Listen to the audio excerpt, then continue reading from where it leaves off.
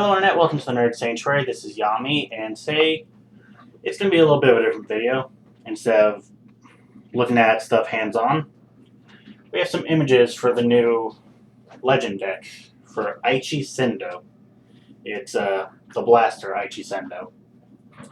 And first off, I'm super excited about this.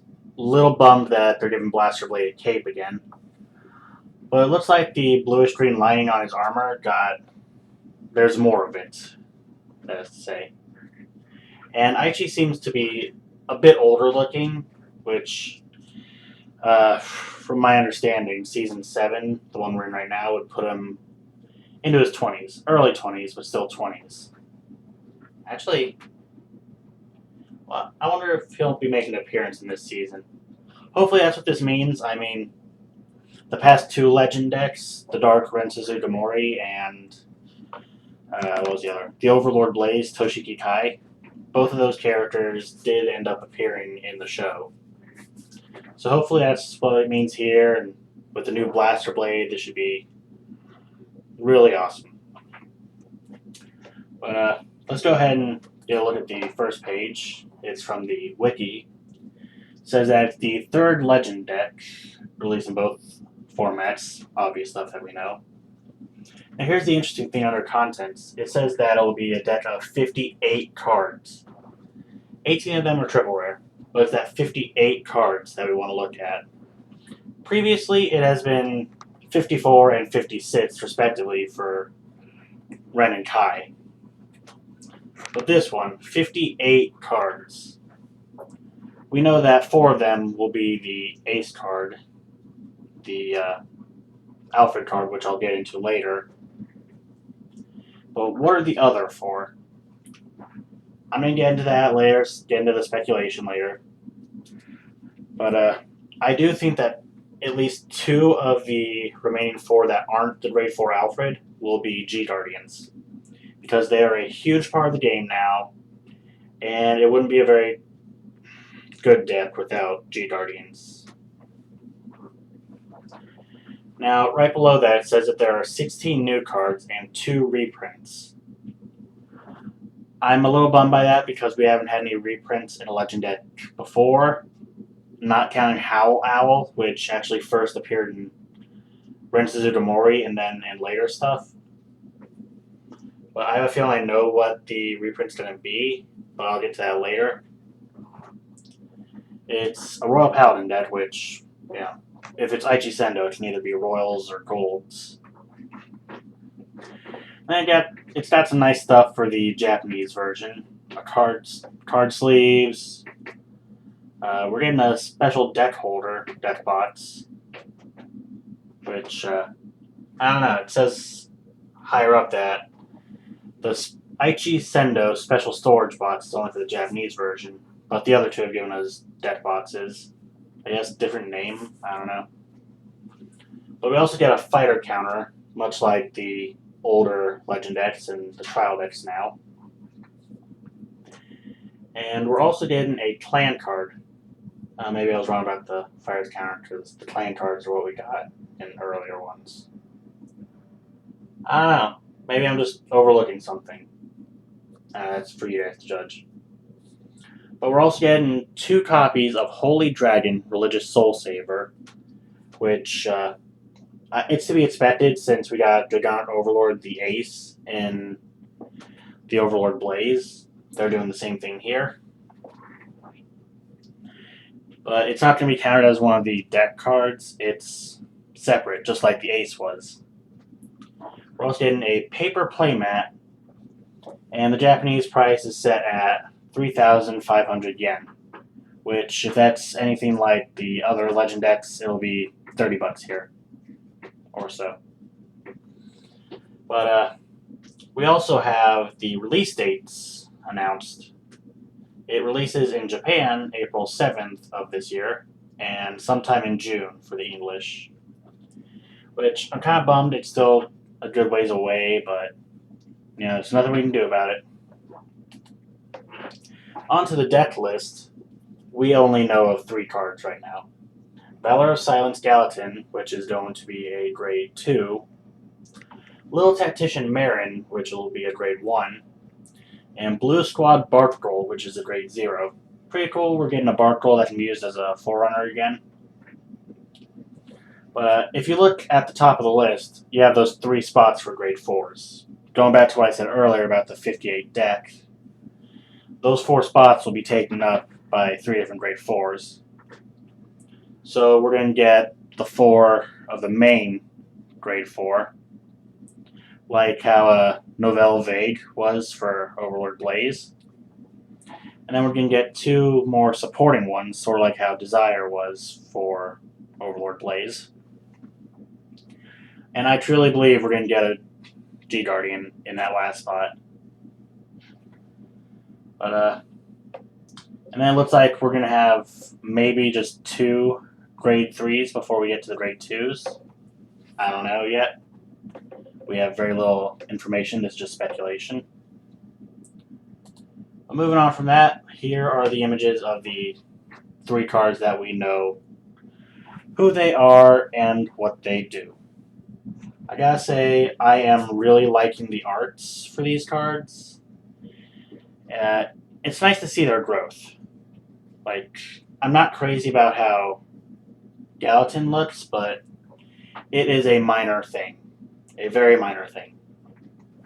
He looks a little more feminine than his other artworks did. Not that it's a bad thing. I mean, Marin's always looked feminine, but it's supposed to be a guy, I guess. I don't know. But they look pretty nice. But starting with Marin, her skill is his skill. A lot of people get that messed up. I don't think it matters all that much. But Marin's skill is a Generation Break 1, Counterblast 1. When this unit is placed on rearguard from the hand, if you have an Alfred or Blaster or Vanguard, pay the cost, and then search for any card from your deck, call to rearguard, shuffle your deck, and that unit gets plus 3,000. It's a pretty good way of... I have a feeling this deck's going to be highly offensive, but that should be really good. I think Marin's definitely going to be a card to keep an eye on. Definitely going to be the card to keep in the deck, no matter what changes you make. But moving on to Gallatin, like always, he's a grade 2, just like how Marin was a grade 1. With the continuous skill, whether he's on Vanguard or Rearguard, that if you don't have an Alfred or Blaster on your Vanguard or Rearguard, he goes down to an 8k.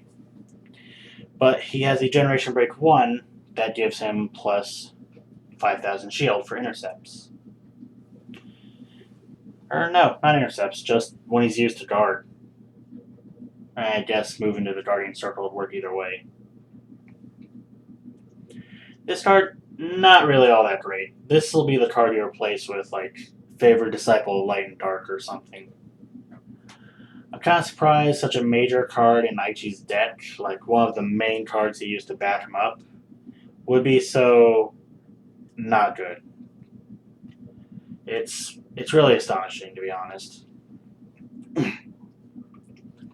But moving on to the last card we have info for, Blue Squad Barkdoll. It has the Forerunner skill, obviously, and the Generation Break skill from Rearguard.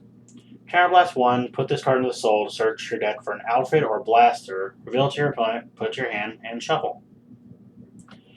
Nothing too great or too bad. I guess it really isn't the best for either deck, really. I mean, you can put it in an Alfred deck, which is pretty cool, but Elrond's better in that kind of deck. And, I don't know, I'd definitely say it's between Barkdoll and Window Brave for a Blaster deck. I mean, they both kind of do similar things, but Window Brave needs an attack to hit, and I don't know. Moving on from that, we have 4 images of cards yet to come. They are confirmed, but we don't have any info about them, or we have very little info. First, we have... the name escapes me. Give me a sec. We have Divine Kingdom Knight's Alfred Holy Saver. We know absolutely nothing about him, aside from that he's going to be a grade 4. As all the info we got. His effect will probably be something that gives a power bonus to him, or maybe the rear guards. Sort of like how Holy Squire Dragon gave 2,000 to every rear guard, but gave himself 3,000 per rear guard. I'm not sure. I hope it's something that helps support the entire field and not just himself. Because as a grade 4, you don't really need too much of a boost in your own power. After that, we have Blaster Blade Exceed. I'm very happy we finally got a grade 3 blaster, but I don't like that he's got a cape again. I thought we were done with capes when we got Blaster Blade Seeker, but no. Interesting note to point towards maybe the backup Vanguard being a blaster is if you look to the left of Blaster Blade's sword, it looks like there's an archer there with the bow in her left hand, arrow in her right, which matches up with the manga card Blaster Archer. Or Blaster Arrow, I don't remember. But that's maybe what's going to happen there. Then we have Great Flash Assault, which it's definitely going to, I don't know, it's hard to say what it's going to be because Mac Lear used to be a Shadow Paladin Perfect Guard, then it just became a Special Intercept, so hopefully Great Flash Assault will be a Perfect Guard again, a Special Perfect Guard, just like how I think Nemens was for the Shadows. But the last of the cards that we know, at least their picture, is Bringer of Heavenly Grace Epona. Now, the name change makes me kind of think that Epona is going to be the G Guardian. Which I'd rather see someone like Elaine come back as the G Guardian, because, yeah, it'd be pretty cool to have to discard the grade 0 Elaine for the grade 4 Elaine. Sort of like how the Gear Chronicles had Uluru. But that is it for what we know will be in there. Now we're going to get on to some speculation. And the first bit is the reprints that this deck's going to have. Now, looking at the Shadow Paladin deck, they gave us a plus 3,000 when you put it in a soul. So I think one of our reprints is probably going to be Margle. It's a good card. You never know what... Some cards that are yet to come might require you to Soul Blast, so Margle's definitely a good card to have. Plus a 3,000 power bonus is always welcome. And maybe Elaine. Now, I still stand by I would like to see her come back as a grade 4. But with the 2 returning cards, the reprints, it's probably going to be triggers. That, like, they wouldn't focus on the triggers. Instead, they'd go for... Like, they'd definitely do triggers that are reprints instead of giving up a spot in the rest of the deck. But that's my thought on that, on the reprints. Now we're going to get on to additions I think might make it. First, Elaine. Like I said, I would love to see her come back as a G Guardian. She was a big part of Aichi's deck, one of the memorable ones. So I do think that she may come back. After that, we have Gancelot. Gancelot, the Royal Paladin variant, was really tied with Blaster Blade. So with a new Blaster Blade, maybe a new Gancelot. He was the first grade 3 Aichi ever had, so there's a bit of a bond there. I mean, we already know that Alfred's going to be in the deck, Blaster Blade's going to be in the deck, and we're getting Religious Soul Saver, so it'd be a shame not to have Gancelot. After that, we have Knight of Truth Gordon. He was a card that Aichi got on the way to a tournament. He was opening a booster.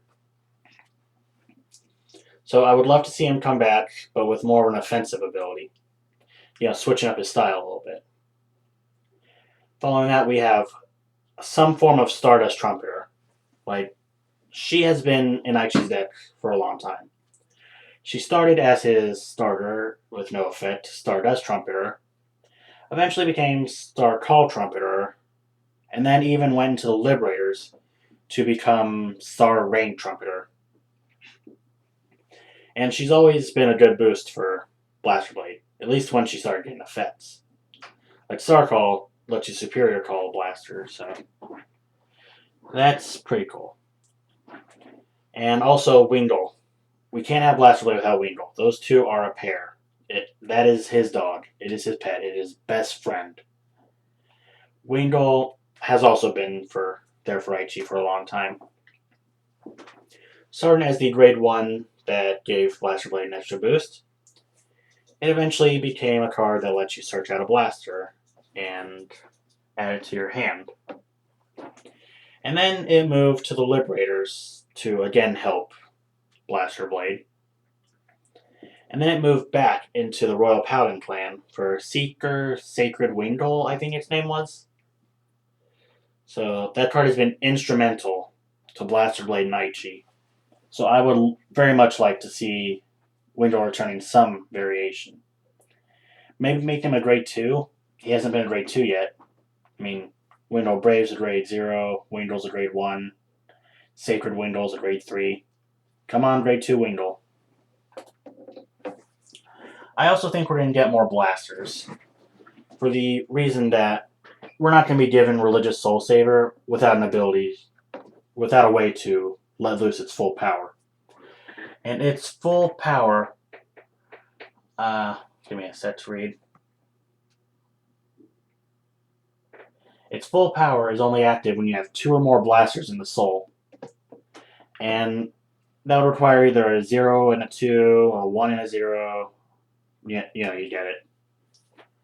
But our only grade 1 blaster, aside from Blaster Friend Barkle, which will be a good help, our only other one is Blaster Rapier Lola, I think her name is, which is absolutely no help to Blaster Blade, and only gives slight help to Team Knight's Alfred. So I do think we're going to get the addition of more blasters. And now we move on to what I want to happen. Before was what's most likely to happen. Now we're into what I want. I would love to see Swordsman of Light cards come back. Like new ones that work with Blaster Blade. Or give the grade 3 Blaster Blade an ability that lets him count as Alfred so we can use the Swordsman of Light with him. But while I do want the Swordsman of Light back, there is one specifically that I think will not come back. We will not get Junos back. Because according to the story, Junos becomes Blaster Dark, and the first legend deck gave us an idea of what happens to Blaster Dark. He becomes a grade 3 just like Blaster Blade does, and becomes the chief of the Shadow Paladins. I also want a form of Exculpate. Maybe he'll be one of the grade 4s. I would very much like to see that. Like, Exculpate was the first, real grade 4 we had. He only lasted 1 turn, unless you chose not to attack. And he left you with a lesser version afterwards. He was like the precursor to Stride. So I'd very much like him to come back, and definitely make him based on Blaster Blade, maybe give him some variant of the power he already had.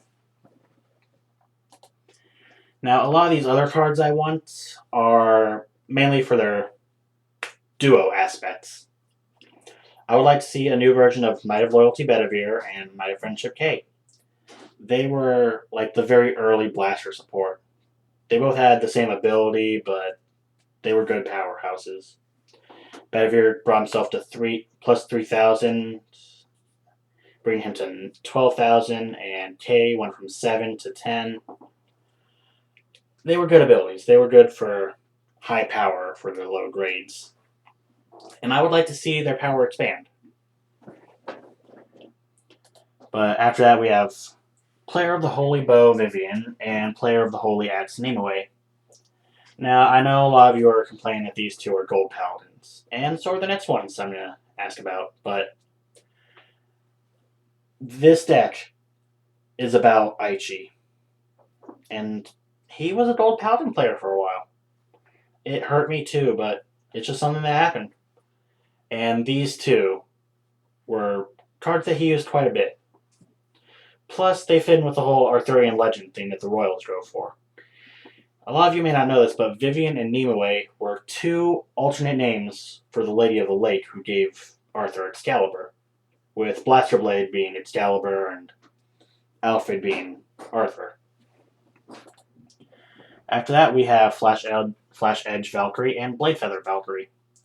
They were also two cards that Aichi used a good amount, from what I remember. And they already support each other in their effects. So seeing them move to Royal Paladin and do that there, love it. I would also like to see a new Darmor, because Darmor's had quite a few forms. For a card that has had little importance, it has had a good amount of forms. Like the first appearance, it had a grade 2 and a grade 3 variant in Beast Knight Darmor and Fane of Light Darmor. And then it moved to the Gold Paladins to become Great Silver Beast Darmor. And then it moved from just Gold Paladin to Liberators for Wolfbane Liberator Darmor. And soon enough, we're going to be getting this new Grade 4 Darmor, which is a Gold Paladin that also counts as a Royal Paladin, whose name escapes me. I apologize. Give me a sec, I might have it written down somewhere. I do not. I apologize again. But now we're moving on to what I don't think will appear again. High Dog Breeder Akane. She was a pretty good card for Aichi, but her main thing was either calling out Pondrel or Wingle. She was super high dog based, and I just don't see that making a return. Nor do I see any form of Ezel come back, because he is like the instrumental card for the Gold Paladin. I'm pretty sure he is the general leader of the Gold Paladin clan, in a similar way to like Dragonic Overlord is for Kagero. But he wasn't really an avatar card. Well, a consistent one. He is the avatar for Takudo, not Aichi. I don't really think Flogal will come back either. We recently-ish got a critical version of her, but she is originally a stand trigger, which I think they'd want to go back to those roots. Well, I just don't see it. We recently got a Flogal, so I don't think she's going to come back. I think they're going to throw some other cards that he's used. Same with Lou. Lou has been a big part of Blaster Blade in the show and the story of the Planet of Cray. Lou looked up to Blaster Blade and all that. And he kind of did pretty good with him in the form of favored disciple of Light and Dark. He became a really good Blaster supporter. And since we have him, I think Bushiroad's done call it quits there. And Pondrel really only served to build the soul for Soul Saver, while also adding Soul Saver to the hand. Soul Saver is grade 4 now. We don't need that. We do not need that in the slightest. And, to be honest, Pondrel, not really one of his more used cards. He used Akane more than he used Pondrel. But, well, with that in mind, that's what I think. Very excited to see in the comments what everyone else thinks. I know this video ran a little long, so thank you for putting up with me. And, yeah, tell me, are you excited for this deck? Are you as excited as I am? I'm a huge Blaster Blade fan. I actually got into Vanguard because of him. Thought he was a Mega Man. But when I found out what he really was, I was still a fan. So, with that being said, until next time, this has been Yami. I'll see you guys later.